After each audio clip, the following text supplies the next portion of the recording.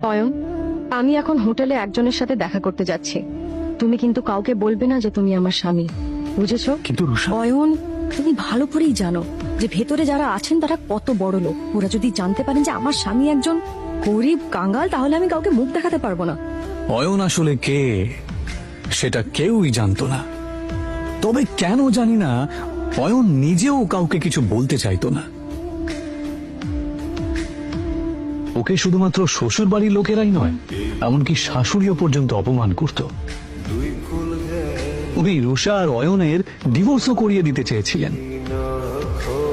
অয়ন নিজের স্ত্রী রুষার কথা শুনে চুপ করে যায়।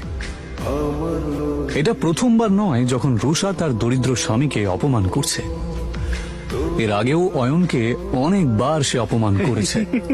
রুষার বাড়ির লোক অয়নের সাথে একটা কুকুরের থেকেও খারাপ আচরণ করত, কিন্তু অয়ন কারোর কথায় মন খারাপ করত না, কারণ সে তার স্ত্রী রুষাকে পাগলের মতো ভালোবাসত। আজ রুষা তার ছোটবেলার বন্ধু রূপালী এবং আরো কিছু বড়লোক বন্ধুদের সাথে হোটেলে দেখা করতে যাবার সময় অয়নকে সচেতন করছিল। অয়ন, শেষবারের মতো বলছি, ভেতরে গিয়ে কোনো সিন ক্রিয়েট করবে না। ঠিক আছে, তুমি যা বলবে। হোটেলের ভেতরে বড়লোক বাবার বখাটে সন্তান প্রেম সেন, রাজ বোস এবং পারাস আগরওয়াল বসেছিল। আসলে তারা রূপালীর বন্ধু হলেও রুষাকে দেখার পর এবং তার রূপ দেখার পর অবাক হয়ে যায়। এটা কে রূপালী? এত সুন্দর দেখতে। ও আমার বেস্ট ফ্রেন্ড রুষা। অয়নের জামা কাপড় দেখে নাক মুখ মেকিয়ে পারাস জিজ্ঞেস করে, আরে এই সুন্দরীর সাথে বাঁদরটা কে রে? আর ঠিক তখনই অয়ন বলে ওঠে, নমস্কার, আমার নাম অয়ন। আরে হ্যাঁ, মনে পড়েছে, রুষা সিংহ। তার মানে আপনি অয়ন, যার সাথে রুষার বাবা সিদ্ধার্থ সিংহ ওনার মেয়ের বিয়ে দিয়েছেন। কি ঠিক বললাম তো রুষা? প্রেম আর পারাস যেই বুঝতে পারে যে এই গরিব লোকটা আসলে এই সুন্দরী মেয়েটার স্বামী, তখন রুষাও তাদের সাথে আর ফ্লার্ট করতে পারে না। কিন্তু তারপর তারা তিনজনে মিলে অয়নের দারিদ্রতা নিয়ে ঠাট্টা করতে থাকে। আচ্ছা অয়ন দাদা, আমি শুনেছি আপনি নাকি একটা ব্যাংকে চাকরি করেন। তা কত টাকা স্যালারি পান? এই তিনটে ছেলে সমানে অয়নকে অপমান করছিল আর হাসছিল। ওই 12,000 মতো পাই। কত বললেন? 12,000।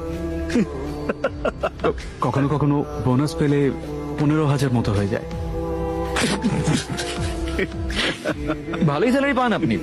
আমার জুয়েলারি অ্যাকাউন্টেন্টের স্যালারির অর্ধেক, তবুও আজকালকার দিনে এটাই অনেক। আচ্ছা পারস, যদি তোর স্টোরে কোনো স্টাফের দরকার পড়ে তাহলে অবশ্যই অয়ন দাদাকে বলিস। ওনাকে দেখে কর্মঠ মনে হচ্ছে, আর আশা করি ওনার কাজ তোর ভালোই লাগবে। হ্যাঁ নিশ্চয়ই প্রেম, নিশ্চয়ই। 20-25 হাজার টাকার চাকরি তো আমি ওনাকে দিতেই পারি। আচ্ছা অয়ন দাদা, আপনি চাইলে কাল থেকেই জয়েন করতে পারেন। তারা কাকে জব অফার করছিল? অয়নকে। ও চাইলে তাদের তিনজনকেই কিনে ফেলতে পারত।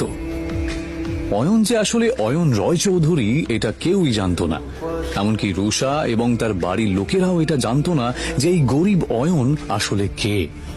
অয়নও যেহেতু এই আসল সত্যিটা কাউকে জানাতে চায় না, তাই সে এমন ভাবে এই পরিস্থিতিটা সামলালো যে কেউ কিছু বুঝতেই পারল না। ও বলল, ধন্যবাদ মিস্টার আগরওয়াল, আপনার অফারটা সত্যি খুবই ভালো। আপনি যে আমার জন্য এতটা ভেবেছেন, এই জন্য আপনাকে ধন্যবাদ জানাই। তবে সত্যি বলতে আমি গয়নাগাটির ব্যাপারে বিশেষ কিছু জানি না। এদিকে রুষা অয়ন আর রূপালীর বড়লোক বন্ধুদের মাঝের কথোপকথন শুনে রেগে যায়।